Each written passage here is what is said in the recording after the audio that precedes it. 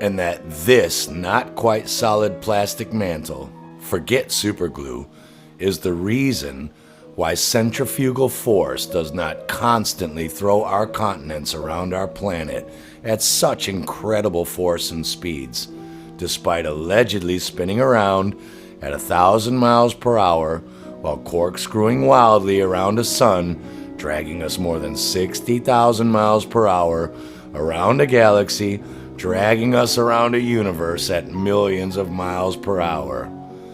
Because the near plastic mantle holds us in place against these unfathomable forces. But wait, it gets even more unbelievable.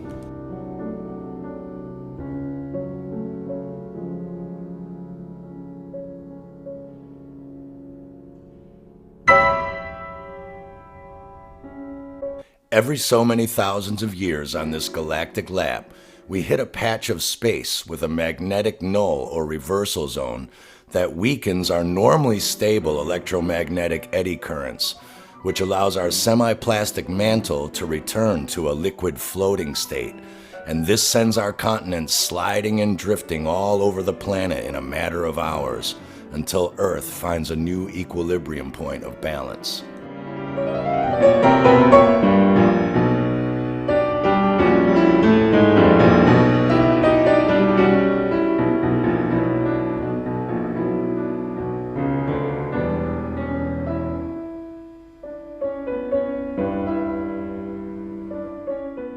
Apparently, the ice-covered polar continents are so much more heavy than the much larger mountain-covered continents that they slide even more over the now liquid mantle from the incredible weight of frozen water on them, with centrifugal force sending them to the equator.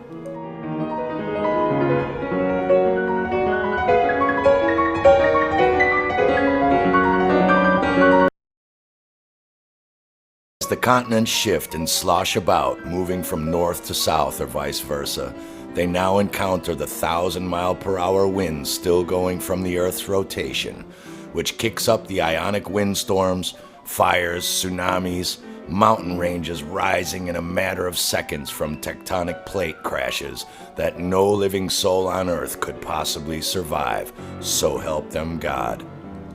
This is the theory of the Spaceball Cataclysm.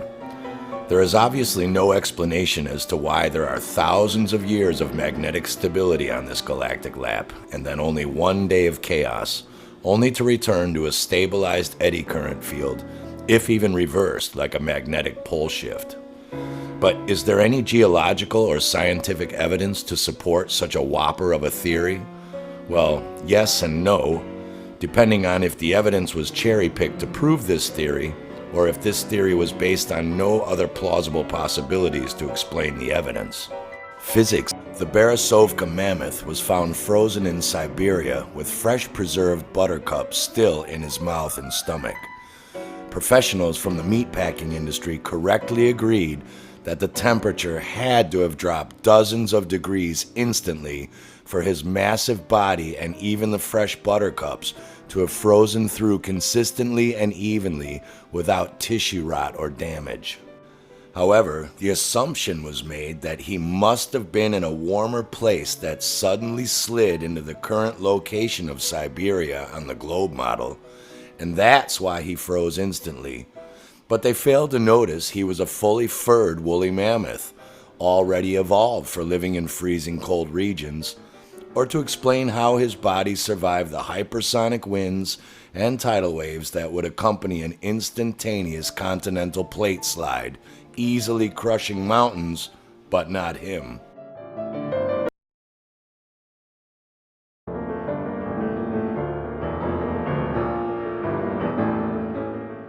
The CIA released a translated 1948 Russian document on the study of outer gravitational field and the shape of the physical Earth. Scientists were studying Earth physics, applied geophysics, and researching causes of sun halos and atmospheric brightness derived on the assumption of a flat Earth. Though it was made quite clear in the document that the shape of the Earth was unknown in 1948. Quite strange, considering the first globe was made in 1491, and Universal Pictures has been flashing them in our face since 1912. Then in 1961, NASA released a paper on how to calculate wind compensation for launching unguided rockets.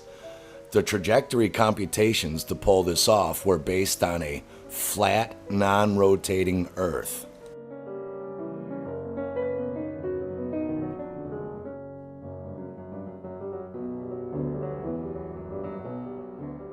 In 1971, NASA studied getting single-stage rockets from rest to vertical and finally horizontal velocity, assuming a flat, non-rotating Earth. In 1972, NASA creates radar side-slip data technology for use where a flat, non-rotating Earth may be assumed. In 1978, NASA studies aircraft landing trajectories and variable wind fields based on the assumption that the Earth is flat and non-rotating.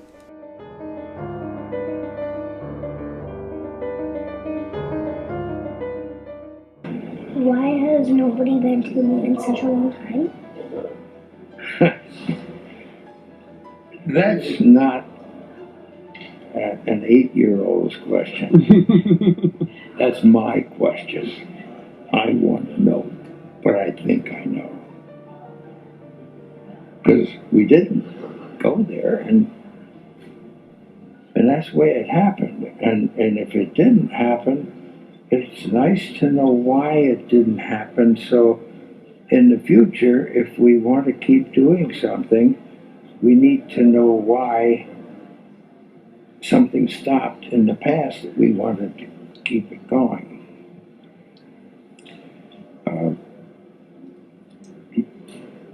Money.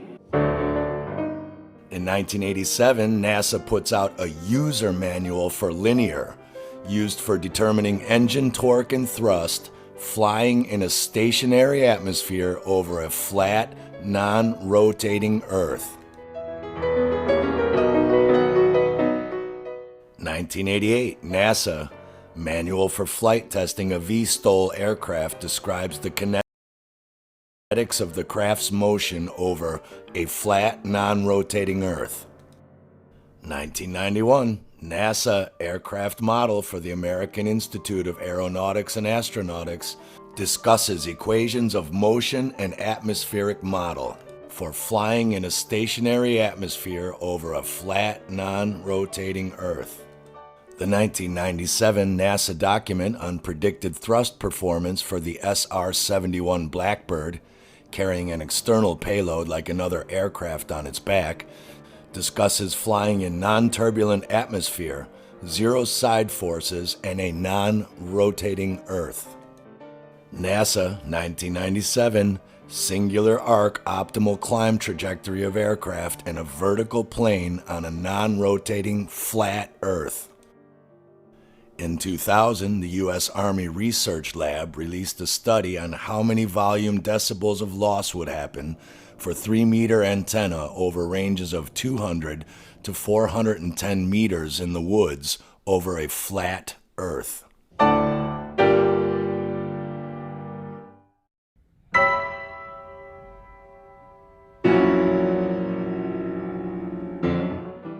In 2001, the Army Research Lab released a paper on the propagation of electromagnetic fields over flat Earth.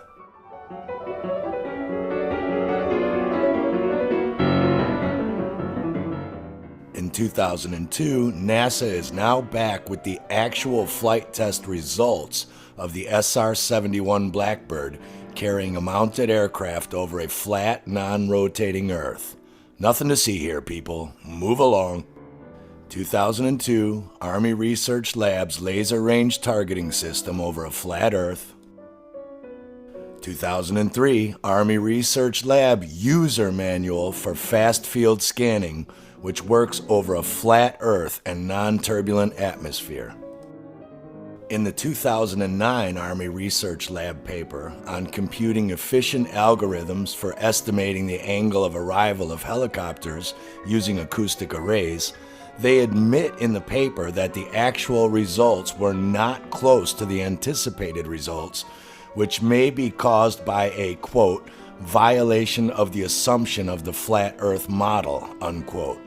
Meaning they used the spherical Earth mathematics for their predictions and it didn't even come close to the actual results.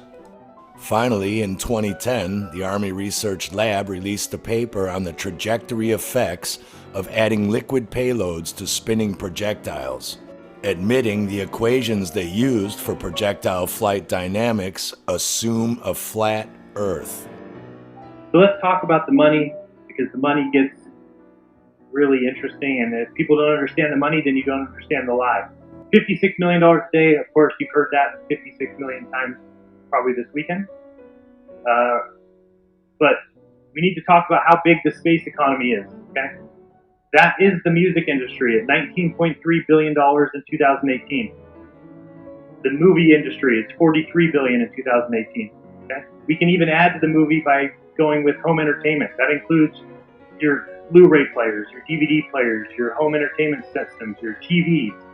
Even with all that, we're still at $136 billion for all of movies. That's box office, that's theaters, that's every movie made in Hollywood. Okay? That's how much that entire industry is worth. The video game industry, $137 billion, one of the biggest industries that there is. We can add those all together, combo of everything music that you've ever seen music, home entertainment, movies, box office, Hollywood, video games. That includes on your apps, on your phone, Xbox, PlayStation. That's the space industry. $410 billion. So when people ask why the lie, well, what good does it do? What difference does it make? Well, it makes a huge difference to those that are involved. NASA, the people they pay, JPL, the organizations that they deal with, all these other countries. And again, this is a worldwide economy.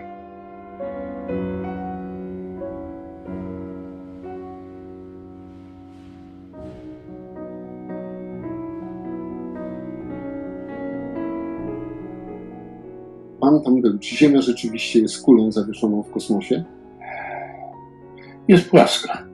Tak jak oczekują i nie spodziewałem się co prawda tego pytania, ale zapewniam pana, że jest płaska. Generał Mirosław Hermaszewski, jak dotąd pierwszy i ostatni Polak, który odbył lot orbitalny. Dziękuję serdecznie za rozmowę. Dziękuję, kłaniam się.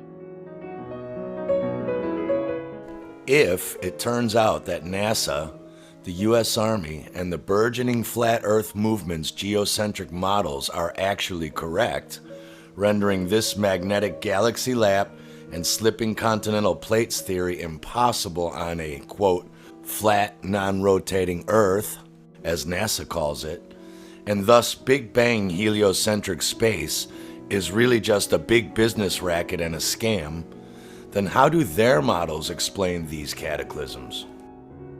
To start with, there are dozens of theoretical flat Earth models, and this is not one of them. Neither